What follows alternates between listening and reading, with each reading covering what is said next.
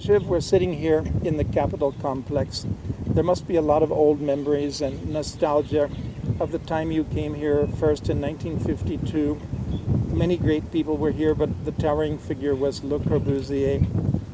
People say that he was an interesting personality, maybe a little bit narcissistic, a little bit arrogant. Can you tell what was it like about to work with him? What kind of personality was he? Corbusier, when he used to come here twice a year, he will work because many projects were at the same time going with different people.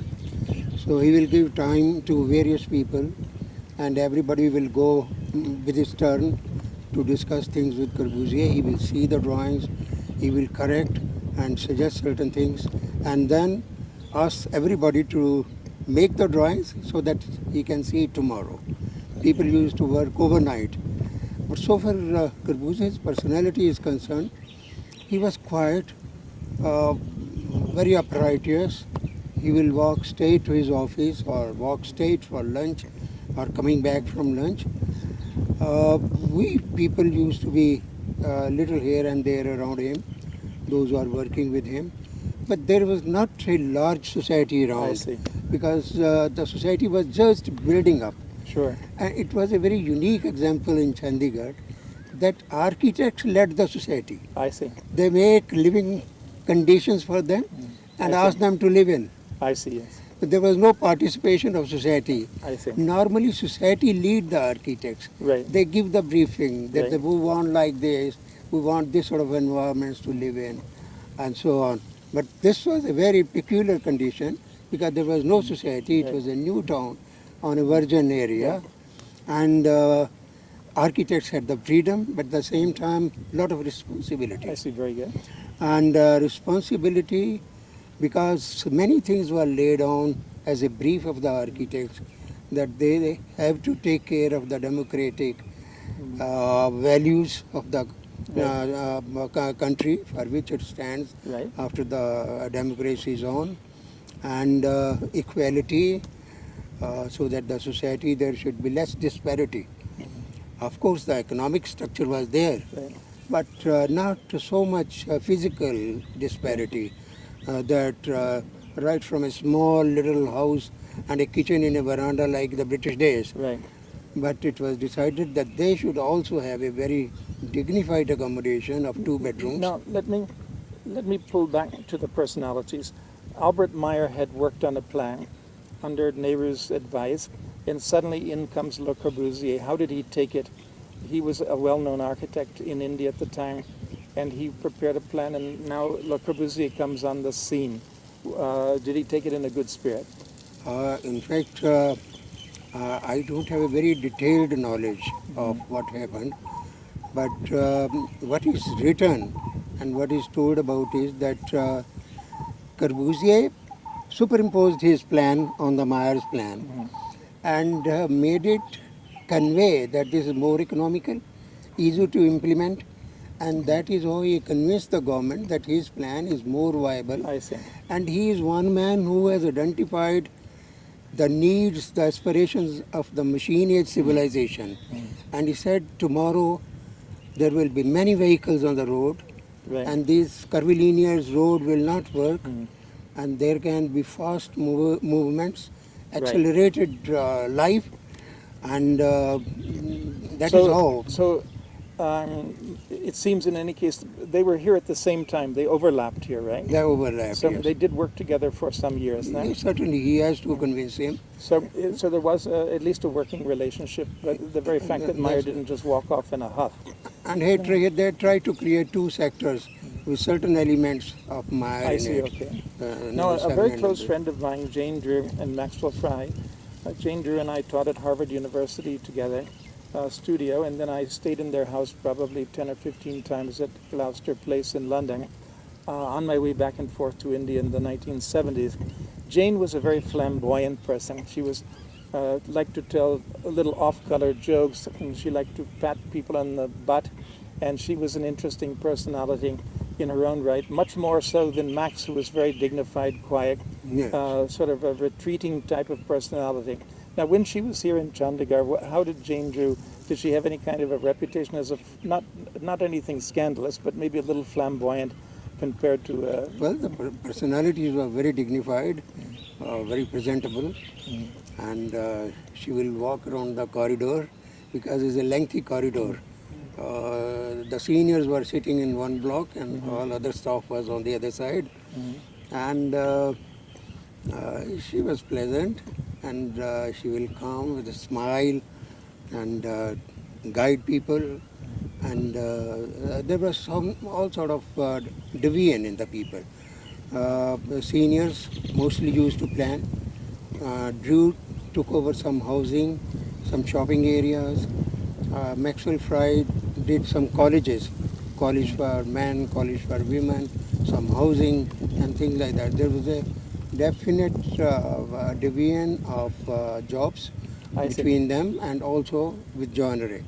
John Ray also did some housing and some schools. I see. So they were all three doing I see. most of the planning part, Okay. and we used to help them to begin with in detailing, because everything was Greek for us. Right. In fact, we don't know, and they had to teach maybe new technology. Of course, we had to learn from the construction books here and there, but everything was innovative here. I see. How the plaster and the frame has to be fixed in, Right. whether with a groove and without beading, without superfluous things, and in architecture, no superficiality. There was a lot of propagation of purism in Right. architecture, where the right angles and the straight lines were the Right. paramount things, and very, very pure things. Everything absolutely logical, I see. rational. Now, Pierre Jeanneret, he stayed longer than anybody else. Jane Okay. Drew and Maxwell Fry, after 3 years, they went back to their practice. Le Corbusier was visiting, now almost became an Indian. I mean, Very much. he stayed here, and you worked very closely with Very him. closely with him, because apart from government projects what I was doing with him, he was given a job to do a private house for Vijay Lakshmi Pandit, Pandit Nehru's sister's daughter's house, Nantara's. So he said, Shiv Dutt, we will do this job privately after office hours, Okay. because it's not a government job. Right. And after the close of the office, he will come to my house, pick me. Okay. He will mix up with my wife, maybe my mother, I see. and shook hand, which used to be a very strange experience Yes, yes. for them, shaking Yeah, hand with yeah, a man, particularly for my mother. Right, right. And certain dishes were used to be prepared, which he always used to like. And we will go to his house, work till the evening, till such time it's a time for wine to drink. Yeah. And we'll have some wine together and then disperse. Okay. So this happened for 1.5 years.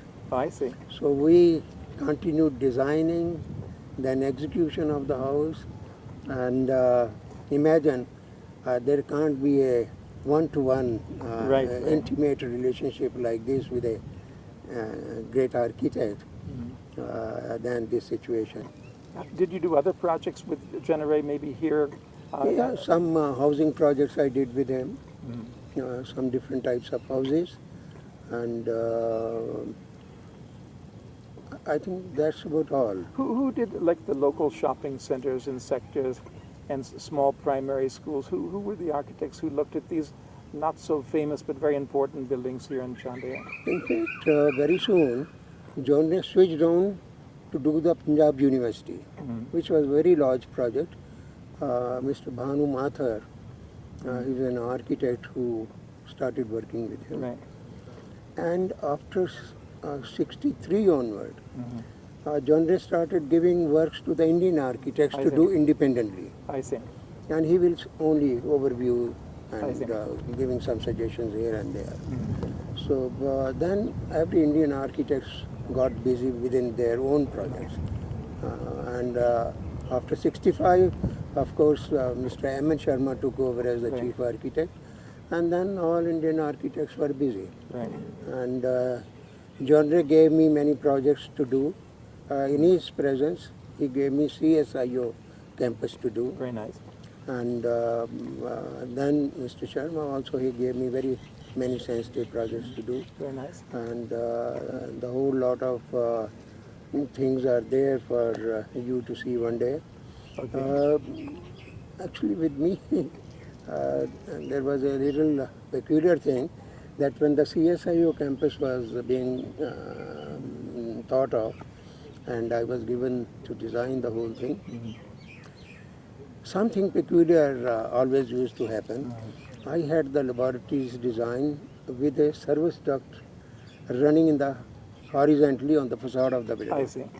And some seniors objected to this, but later on, John Ray always used to come to my help and Very said, good. well, this is very, very useful, and where the wet services can go rather than getting into the building and spoiling everything, and then we don't get to know from where the water is really dripping. Yeah. So it is absolutely on the outer facade. They are well taken care of. I see. Very Even nice. if there is any repair, anything which is to be added after even 20 years or 30 years, Yeah. it can be added independently.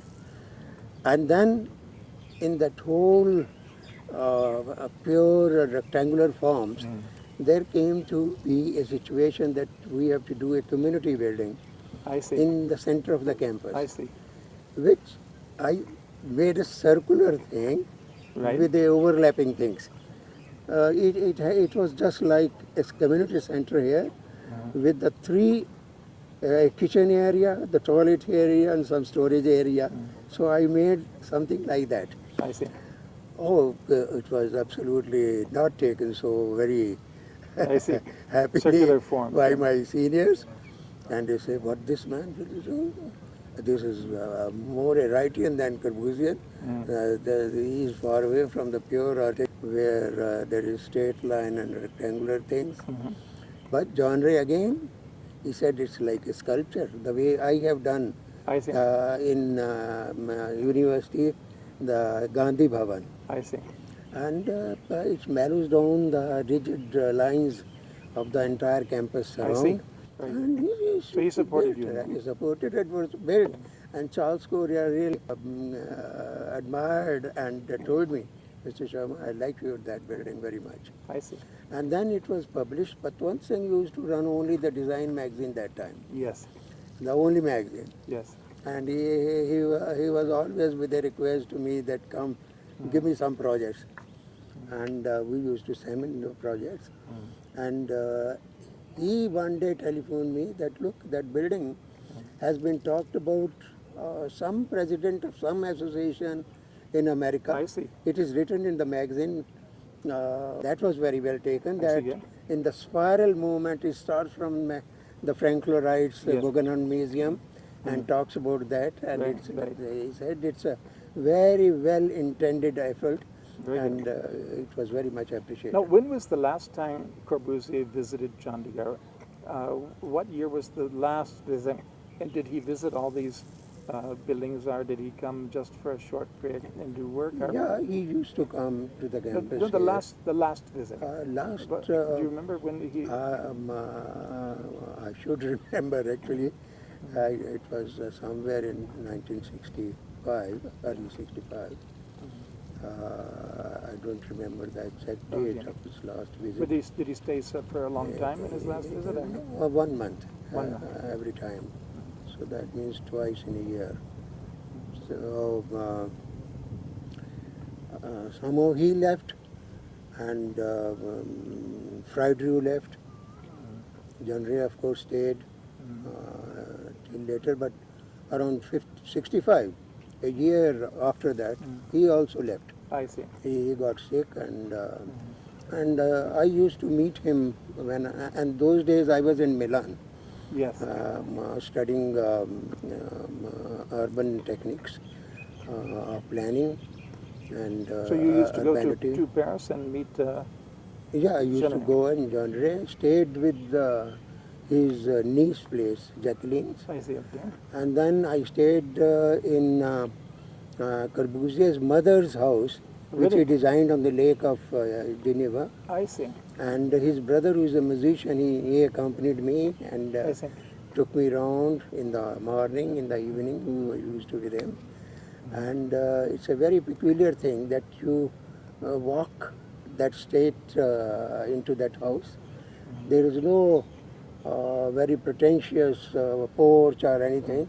You walk into the like a cottage-like thing. I see. Get into this a hermit, I see. and then you pass by the one room which is now using as a music instruments are there and so on, and then you go to the courtyard.